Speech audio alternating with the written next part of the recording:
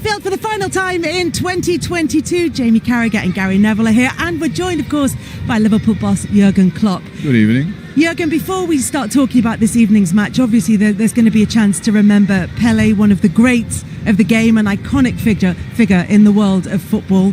What are your thoughts on how he'll be remembered? My dad always said, whatever happens in the future, Pelé was the best.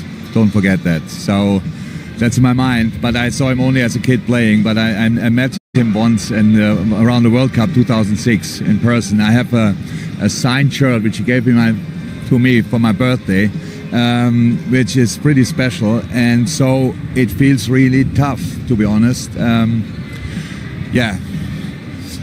Let me say it like this. I believe in God, and whichever team is playing now for, they get a decent player. So everything will be fine. But of course, it will be a massive loss, and may you rest in peace. Thank you for that, Jurgen. On tonight's game, big game ahead against Leicester. They've got a decent record against Liverpool, but not here at Anfield. Is that something that you can take confidence from, along with the Boxing Day performance? These stats are not too important, obviously, because we lost the last one, I think, against them. I can feel that a little bit if I think about it. But no, you see that Leicester had obviously a difficult start, like we had in the season, but they found the way into it. And but they still have better results away from home than at home, and so that's clear. When you see the lineup, with a lot of speed, so that you can expect counterattacks. It's a football playing side. Usually have the playing build-up against us, they kick the ball long, so all these kind of things we don't know exactly, but we have to prepare for everything. And it's Anfield for a long time, so it's a long time ago that we played here, and we couldn't wait, to be honest, and now we have to create an atmosphere. Yeah, can I ask you about the signing of Cody Gakpo? He's come in, obviously, in the January transfer window, and was that transfer brought forward because of the injuries to Luis Diaz and how Jota is right now? Yeah, for sure a little bit, but we are interested in Cody for a long time, so it's already for a while, but you know our situation, so we cannot just pick players and say, okay, bring them in on top and stuff like this. So we need to collect money a little bit, and then at one point we can spend a little bit, and then we collect again, and all these kind of things. And Cody is a very interesting player, so he's 23 years old, captain of Eindhoven. Came through the Eindhoven Academy, is there really well respected and loved, so for the way he developed, and we just think it's the right moment to bring him in, because he can develop, because it's still young, but the things he offers already are incredibly interesting for us, and it helps us massively, because in the moment, of course, but in the long term as well, because he can play all three positions or four positions, whatever you play, and that's pretty rare, to be honest. And he has the size, the physicality, he shoots from outside the box, has a good nose for finishing situation, is quick, offers that as well, good dribbler, so there's so many things you're excited about. It's not the final thing yet, but usually players develop quite well when they are with us, and that's what we think, and the basis is already really good. Talking about a player who's developed quite well, Jurgen, you signed Virgil van Dijk 5 years ago this week, and he's been sensational for Liverpool. I know you wouldn't probably like to say who your most important sign is, but would you say that Virgil van Dijk is your most important sign in your time at the club? No, he was in that moment. He was extremely helpful. That's without a doubt. But I think Virgil would say the same. Without Ali behind him, some moments would have looked different. Without Mo up front, we wouldn't have won a lot of games we won. I think signing-wise, we did pretty well, and so they're all very important. But yes, virtually, I'm really happy to have him around. So it's a fantastic person. So he's not a big supporter of pundits, if I'm honest, but that makes him even more. That makes him more sympathetic. And so it's it was tough because difficult, and you can imagine everybody wanted Virgil van Dijk. All the teams behind. It's not that we then have better cards or whatever. You need that the player feels something when he hears Liverpool, and that was obviously with him the case, and that made it really special, and that's why it's a match made in heaven.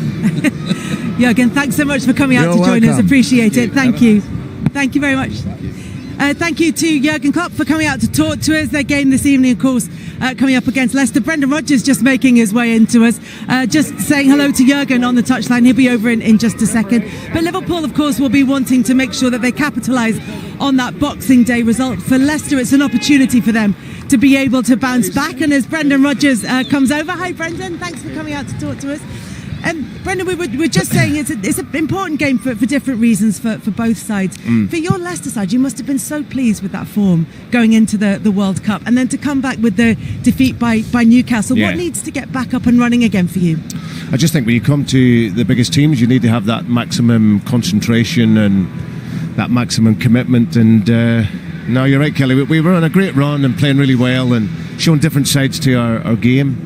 And it was unlike us really at the start of the Newcastle game. We were 2-0 down inside 10 minutes, and then it was tough for us. So just need to get focused, get our concentration right from the off. Brendan, your actual results this season have been better when you've had less possession. Is that your thinking here tonight? I mean, it's unusual for you with the amount of possession you like. Is that something that you planned in the games before the World Cup, or is that something that's just happened naturally in matches? Yeah, I just think it's happened naturally, Gary. You know, sometimes when you go in front in games, and then you can just naturally the other team has a little bit more of the ball because they have to attack you, and then you end up. We know we can play in the counter-attack as well. So, but no, our intent is always to go and initiate the game and impose ourselves in the game. But that's always difficult sometimes against the top teams. Brendan, your defensive record at the start of the season obviously was really poor. There was a complete sort of change before the World Cup. I mean, I did the game at Everton, and the performance of Wout Faes in that game was outstanding. How much of a difference has he made? Yeah, he's been excellent. Cara, he's a real leader. You know, 24 years of age, but he's got good education in the game. He defends properly. He wants to defend. He steps forward. He's aggressive. Reads the game well, and he's a talker. And it helps when you have the ball. He can pass the ball as well. So no, we've been delighted with him, and he's done very, very well. Brendan, you've also been able to bring in Wilfred and Ndidi for this game. Yeah. What difference does that make for this match in particular, that partnership as well with Samari? I just think that Bubba's really improving his game since he's been with us.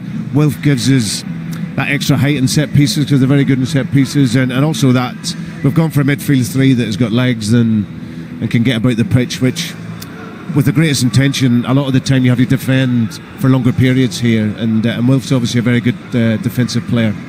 Going forward, of course, missing James Maddison. Is there any update on him? Well, hopefully in the next week to 10 days he'll be back with the group. He went to see a specialist in London with our medical doctor, and it was positive. So we're hoping that after the next week do some work with the medical team, and then hopefully, fingers crossed, he can be back with us again. The one topic of conversation for everybody in the world of football at the moment is the passing of Pelé. What would you like to say about him and the way you think that he'll be remembered in the world of football? Well, I think you've seen the outpouring of and the tributes, and I was, when he was last year, I think it was 2015, I was still manager here, so yeah, and absolutely, he always reminds me of my father. My father loved Pelé, that was his idol, and so when I seen that there, my first thought was of my dad, who's obviously passed away as well. So, but I just think the outpouring of emotion, all the tributes by everyone, and that you've heard, it really tells you what he was as a player, but also as a person. And his legend will live on forever for sure. Brendan, thanks so much for Pleasure. that. Thank you Thanks, for coming Kelly. out to talk to us. Thank you. Thanks. Cheers, guys. Good to see you. Thank you, Brendan. Thank you very much, Brandon Rodgers.